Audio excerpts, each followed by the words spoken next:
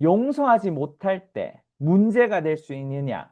어둠에게 사로잡혀서 그런가라는 이야기를 하셨는데, 여러분 분명히 아셔야 되는 것은 어둠이 우리를 사로잡는 것은 정말 최고의 단계입니다. 우리가 질병이 걸리든 대부분 그리스도인들이 어떤 어둠이 우리를 장악할 수 있는 단계까지는 가지 않습니다. 그 단계가 저는 사로잡혀 있는 단계라고 표현할 수 있고, 그리고 해균 목사님도, 케네스 해균 목사님도 그렇게 표현을 했거든요.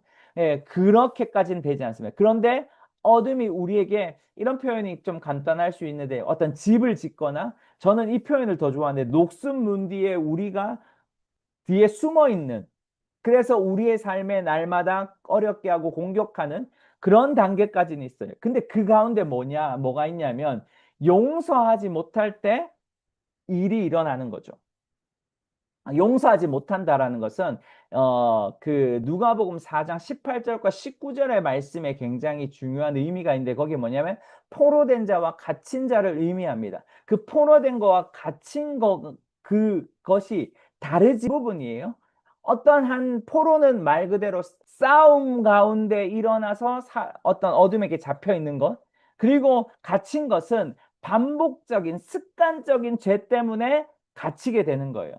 그래서 상황이 완전 다르거든요. 근데 두 가지 다 뭐가 필요하냐면 사실 용서라는 단어가 필요한 거죠. 근데 왜 이 용서가 치유와 연관되어 있냐라고 했을 때, 여러분 소조라는 단어 헬라어가 있습니다. 우리 교회 안에서도 사역 가운데 소조라는 사역이 있는데, 육체적인 질병이, 육체의 질병뿐만 아니라 예수님이 고칠 때 소조라는 단어를 사용하면서 구원이란 표현을 쓰거든요. 그때 썼던 것은 영혼, 육, 그러니까 모든 전인적 치유를 이야기할 때 소조를 썼던 것이죠. 근데 그 단어를 다른 단어에 비해서, 어떤 축사의 단어, 어떤 치유만 했던 단어보다 더 많이 썼던 단어가 바로 소조라는 단어인 거예요.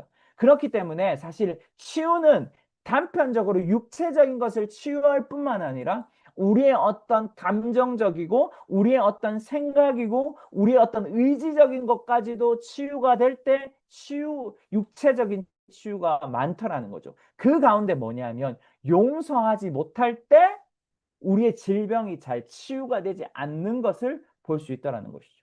그래서 용서는 굉장히 우리의 마음의 부분뿐만 아니라 우리의 어떤 육체적인 부분까지도 중요한 것을 이야기합니다. 그래서 의학자들도 말을 하잖아요.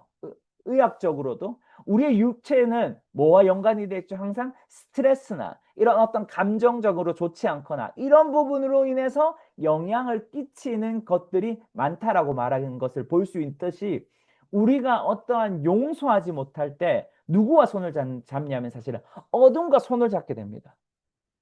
그래서 여러분의 삶에 용서라는 단어는 굉장히 중요한 겁니다. 예수님이 뭐라고 말씀하셨죠? 너희가 용서하지 않으면 내가 용서하지 않는다라고 말한 이유가 뭐냐 하면, 그것이 어떤 벌적인 부분일 수도 있지만, 그 표현보다 우리가 하나님이 어떤 인간과의 관계 속에서 용서라는 것이 없을 때 그 어둠과의 손을 풀고 내 안에서 그 사람을 가두고 그 우리의 삶에 어떤 감옥을 만들어 그 사람을 묶고 있다면, 우리 안에 하나님이 주셔야 될 축복과 우리가 하나님이 우리에게 주셔야 할 건강과 우리에게 주셔야 할 하나님의 놀라운 유업들이 온전하게 성취되지 못하는 것이죠. 저는 이렇게까지 표현해요. 우리의 부르심까지도 제대로 나아가지 못하는 것이 바로 우리의 용서의 부분이다라는 것이죠. 그래서 우리가 용서함으로 인해서 어떤 부분은 육체적인 치유가 일어나는 경우가 많다는 것을, 확률적으로 높다는 것을 치유 사역자들이 보여주게 됩니다. 그래서 용서는 치유와 굉장히 연관된 표현이고 단어입니다. 그래서 여러분들이 어떤 부분에 대해서 치유가 잘 안 일어날 때 저는 우리 치유팀에게 이렇게 말을 해요.